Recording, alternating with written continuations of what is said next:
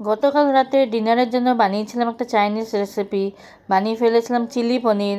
খেতে এত সুস্বাদু হয়েছে তোমাদের কি বলবো বন্ধুরা। তো তার জন্য প্রথমে আমি নিয়ে নিয়েছিলাম এখানে 1 পোয়া পনির। 250 গ্রাম পনিরটা আমি ছোট ছোট করে কেটে নিয়েছিলাম, পরিমাণ মতন ছোট করে কেটে নিয়ে তারপর ওর মধ্যে নুন, গোলমরিচের গুঁড়ো, একটু কাশ্মীরি রেড চিলি পাউডার আর 1 চামচ দিয়েছিলাম কর্নফ্লাওয়ার। সব কিছু দিয়ে ভালো করে এই পনির কিউবসগুলোকে ভালো করে মেখে নিয়েছিলাম। ভালো করে মেখে নেওয়ার পর উল্টো দিকে কড়াইতে আমি রিফাইন্ড অয়েল গরম করতে বসিয়ে দিয়েছিলাম। তারপর এই পনিরগুলো এখন আমি স্লাইটলি ভেজে নেব, স্লাইটলি এভাবে সবগুলো ভেজে নেব। তো এইভাবে সবগুলো ভেজে নেওয়ার সময়টুকু আমি সসগুলোকে রেডি করে নিলাম। তো এখানে নিয়েছি হলো red chilli sauce, tomato ketchup আর চিলি সস।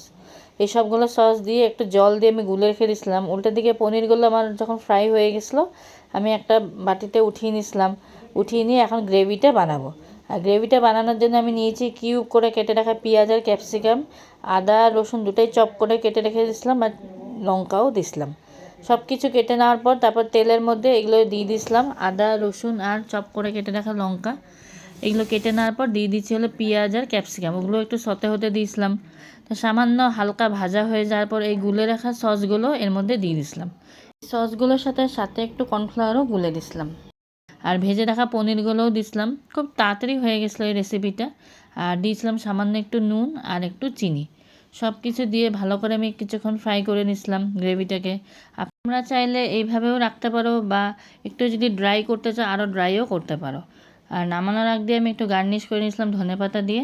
তো সব কিছু দিয়ে এখন আমি রুটির সাথে পরিবেশন করে নিয়েছিলাম। খেতে এত ভালো হয়েছে এই চাইনিজ চিলি পনিরটা। তো আমি এখন রুটির সাথে সার্ভ করে নিচ্ছি। সবারই বাড়িতে খুবই পছন্দ হয়েছে। তো যদি এই রেসিপিটা তোমাদের ভাল লেগে থাকে তো অবশ্যই লাইক করে দিও। এটা একটা কমন রেসিপি, সবাই জানো বানাতে, তাও শেয়ার করলাম। তো আজকের জন্য টাটা।